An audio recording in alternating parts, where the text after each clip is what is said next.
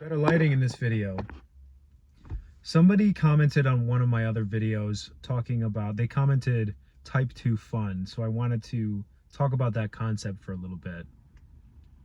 When was the last time that you were at an event or something that was promised to be fun or something that you're told is super fun and you truly felt like you weren't having as much fun as you should have been? Like going to a bar or going to a festival or something along those lines. Not saying there's anything wrong with those things. I enjoy those things. But I think if I think about it for a second, my enjoyment of things that are at the face told are going to be, are told to you that they're going to be really fun, are usually never the most fun things. Like the thing that is defined as fun to me, and I think to a lot of people, because this is a whole concept, is never the maximum amount of fun you can have at a bar or a festival is not that high in the moment. In the moment you're drunk or whatever and you're having fun, but you're not ecstatic. I'm never ecstatic. So like the whole concept, if you don't know, of type 1, type 2, and then there's type 3 fun, is that type 1 fun is you are enjoying something in the moment, but if you think back on it, like the limit of how much fun you had was there. And then type 2 fun is doing something hard in the moment that you have to struggle against, and then afterwards your memories of that are fond. And I think what's crazy to me is I think for a long time I felt like I was insane for like being kind of underwhelmed in situations and places that I was told I should be having a lot of fun at. Like I should be having a blast at this bar right now. Like I should be having the time of my life at this festival. And like people can sell it really well on like online, like festivals and shit, like everybody dancing and having a good time. And when you're there, like it's okay. And I have spent thousands of dollars on type 1 fun, going on vacations that I was convinced I needed to go on, to like other countries and stuff, having a good time for sure. I've spent so much money.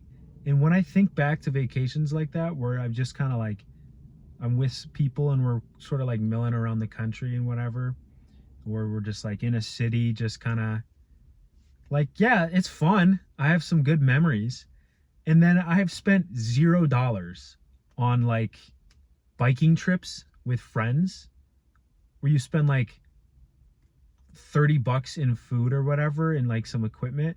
And those are the most fond memories of like trips that I have.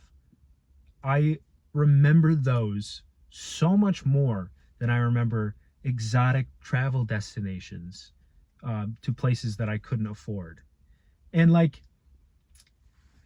I think in my head, I feel like that's wrong. Like it shouldn't be that way.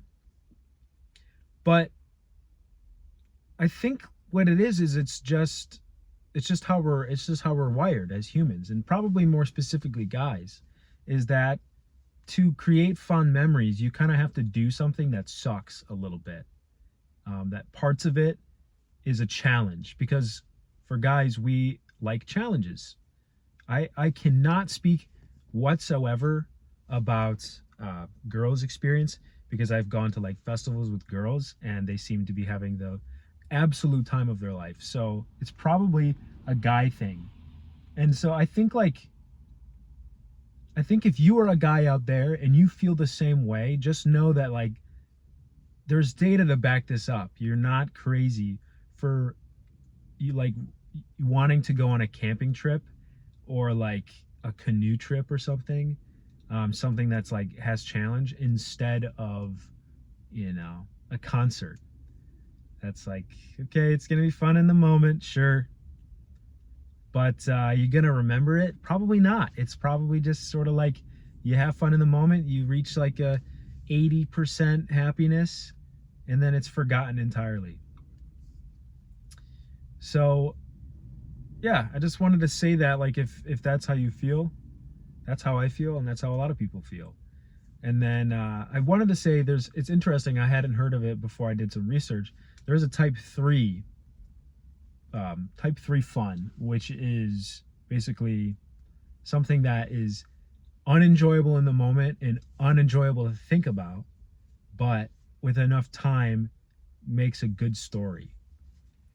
And that is probably the like top, that is the self-fulfillment top of the Maslow hierarchy of fun, is if you did something and you didn't die, but you almost died, and it still haunts you. Maybe that's the pinnacle of stories, or it's the worst, and you have PTSD, and that's not good. But yeah, that's what I had to say.